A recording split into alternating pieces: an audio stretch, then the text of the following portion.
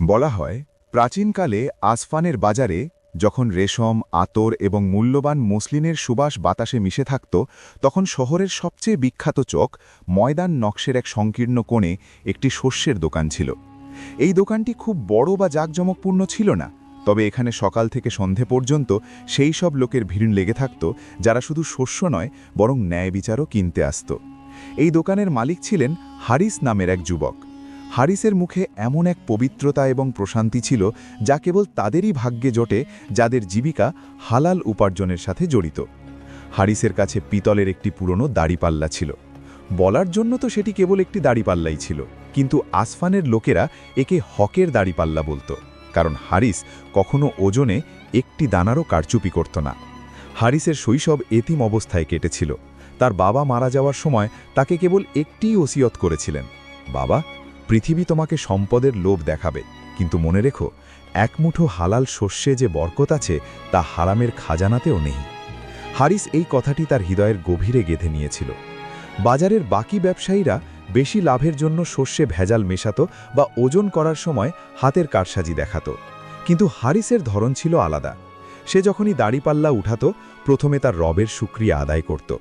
সে প্রায়শই ওজন করার সময় ক্রেতাকে একটু বেশিই শস্য দিয়ে দিত এবং হেসে বলতো, এটা আপনার সন্তানের অংশ আমার রবের পক্ষ থেকে।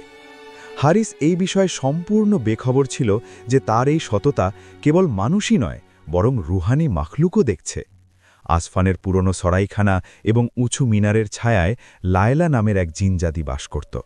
লায়লা সেই জিনদের গোত্রের ছিল যারা শতাব্দী ধরে মানুষের স্বভাব পর্যবেক্ষণ করে আসছে। লায়লা তার দীর্ঘ জীবনে মানুষকে একে অপরের রক্ত চুষতে, লোভে অন্ধ হতে এবং সামান্য লাভের জন্য ঈমান বিক্রি করতে দেখেছে।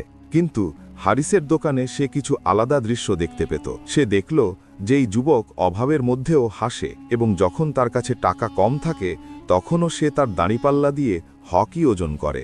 এক দুপুরে যখন আসফানের রোদ তীব্র ছিল এবং বাজারে কোলাহল ছিল, একজন অত্যন্ত গরিব এবং দুর্বল বিধবা মহিলা হারিসের দোকানে এলো। তার হাতে একটি ছোট রুমাল ছিল যাতে কেবল কয়েকটি তামার মুদ্রা বাঁধা ছিল। সে ভারী গলায় বলল, বাবা, আমার ঘরে 3 দিন ধরে চুলা জ্বলেনি।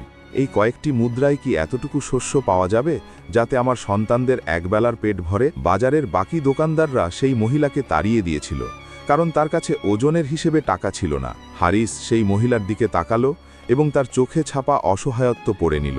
সে কিছু না বলে তার দাড়িপাল্লা উঠালো এবং ঝুলি ভরে ভরে এক উন্নতমানের গম সেই মহিলার চাদরে ঢালতে শুরু করল।